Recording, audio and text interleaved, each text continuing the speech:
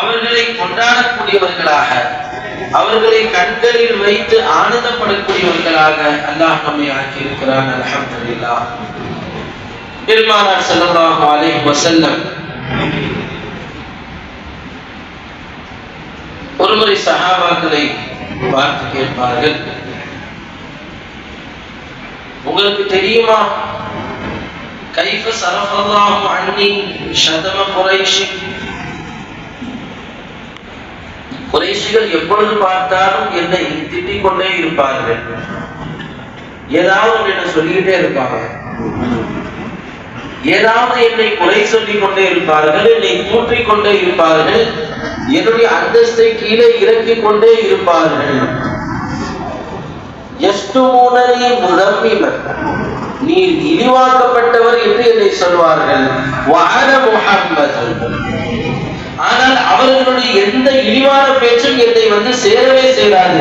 ஏனென்றால் நான் முஹம்மதாக இருக்கிறேன், நான் புகழப்படக்கூடியவன். என்னை யாராவது திட்டினால், என்னுடைய அந்தஸ்தை குறைத்தால், என்னை தாழ்த்தி பேசினால், என்னை தரக்காத வார்த்தைகளை கொண்டு அழைத்தால் அது என்னை சேராது. என்னை யார் புகழ்கிறாரோ அதுதான் என்னை சேரும். வஅன முஹம்மது. நபி அவர்களை நம்மை போல் என்று ஒரு மனிதன் சொல்கிறார், அந்த வார்த்தை நபி அவர்களுக்கு பொருந்தாது. என்றால் அவர்கள் முஹம்மது ஸல்லல்லாஹு அலைஹி வஸல்லம். நபி அவர்களுக்கு மறைவான ஞானம் இல்லை என்று சொல்கிறார், நபியுடைய அந்தஸ்தை குறைக்கிறார். அந்த வார்த்தை நபியை போய் சேராது. ஏனென்றால் நபி அவர்கள் வமா ஹுவ அலல் கைபி பிவலீன், அவர்கள் மறைவானவற்றை விட்டும் அந்த மறைவான ஞானங்கள் அவர்களுக்கு மறைவு கிடையாது. வஅல்லமக மா லம் தகுன் தஅலம், அல்லாஹ் சொல்கிறான், மறைவானவை உங்களுக்கு தெரியாது என்று சொல்லக்கூடிய தரம் கெட்ட வார்த்தைகள் நபிக்கு பொருந்தாது.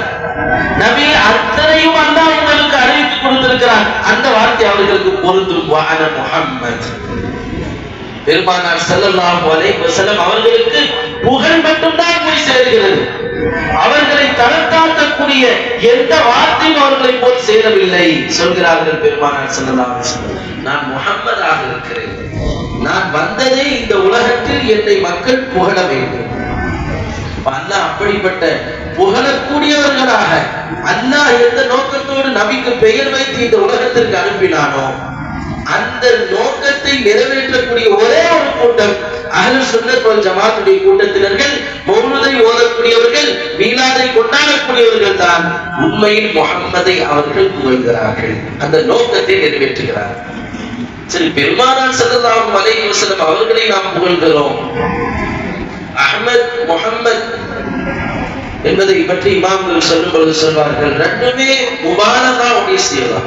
அதாவது கொஞ்சம் கொஞ்சமா புகழப்படுபவர், ஏதோ ஒரு சில வார்த்தைகளால் புகழப்படுபவருக்கு பேர் முஹம்மது, அஹ்மத் கிடையாது. மிக அதிகமாக புகழப்படுபவர் என்று அர்த்தம். தொடர்ந்து புகழப்பட்டு கொண்டே இருப்பவர் என்று அந்த வார்த்தைக்கு அர்த்தம்.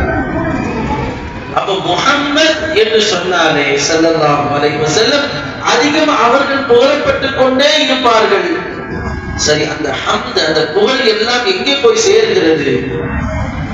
இவ்வளவு புகழ் அது எங்க போய் சேரும்? அந்த புகழ் யாரை போய் சேர்கிறது? அல்லாஹ் சொல்கிறான், அல்ஹம்துலில்லாஹி ரப்பில் ஆலமீன். புகழ் அனைத்தும் அல்லாஹ்வை போய் சேர்கிறது. யாரெல்லாம் முஹம்மது ஸல்லல்லாஹு அலைஹி வஸல்லம் ஆகிய என்னுடைய ரசூலை புகழ்ந்து கொண்டே இருக்கிறார்களோ அது எல்லாம் ரப்புல் ஆலமீன் ஆகி என்னை தான் புகழ்கிறார்கள். ஏனென்றால் அங்கே இருப்பதே அல்லாஹ் தானே. அல்லாஹ்வோடு நபி அவர்கள் பிரிந்து இல்லவே இல்லை.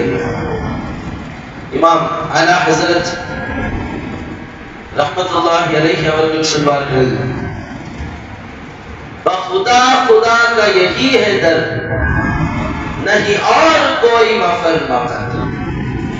அல்லாஹ்வின் மீது சத்தியமாக அல்லாஹ்வை ஒருவன் அடைய வேண்டும் என்று சொன்னால் பெருமானாருடைய வாசல்ல தான் போய் நிற்கணும். नहीं और कोई मफर मकत, வேறு எங்கேயும் ஒளிய முடியாது. जो वहां से हो वो यहाँ के हो, जो वहां नहीं तो यहाँ नहीं. எப்பொழுது ஒரு மனிதன் அல்லாஹ் கொடுக்கணும் நாடிட்டானோ அந்த மனிதனை பெருமானாருடைய வாசல்ல தான் நிற்க வைப்பான். அங்கே ஒரு மனிதன் வரவில்லை என்று சொன்னால் அல்லாஹ்வே எதையும் வாங்க முடியாது. எங்கே நபி இருக்கிறார்களோ அங்கேதான் அல்லாஹ் இருக்கிறார். நபி எங்கே புகழப்படுகிறார்களோ அந்த புகழ் அல்லாஹ்வை போய் சேர்க்கிறது. எனவே பெருமானாரை புகழக்கூடிய நாம் நபியையும் சந்தோஷப்படுத்துகிறோம். அல்ஹம்துலில்லாஹ் என்ற வார்த்தைக்கு நாம் மட்டும்தான் அமல் செய்கிறோம். அப்படிப்பட்ட உன்னதமான உயர்வான பெருமானாருடைய மீலாதை மௌலிதை அவர்களுடைய புகழ் மாலை படிப்பதற்கு அல்லாஹ் நம்முடைய இந்த நாவுகளை தேர்ந்தெடுத்துக் கொண்டார். அவர்களுடைய இஷ்டை நிரப்புவதற்கு அல்லாஹ் நம்முடைய இந்த உள்ளத்தை தேர்ந்தெடுத்துக் கொண்டார். அல்லாஹ் நம்முடைய கியாமத் நாள் வரை வரக்கூடிய சந்ததிகளுடைய நாவுகளையும் உள்ளத்தையும் உடலையும் அந்த பெருமானாருக்காக அர்ப்பணமாக கூடியவர்களாக குர்பானாக கூடியவர்களாக அல்லாஹ் இந்த புனிதமிக்க மஜ்லிஸின் பொருட்டால் ஆக்கிய புரிவானாக. ஆமீன். வஆஹிரு தஅவானா அல்ஹம்துலில்லாஹ்.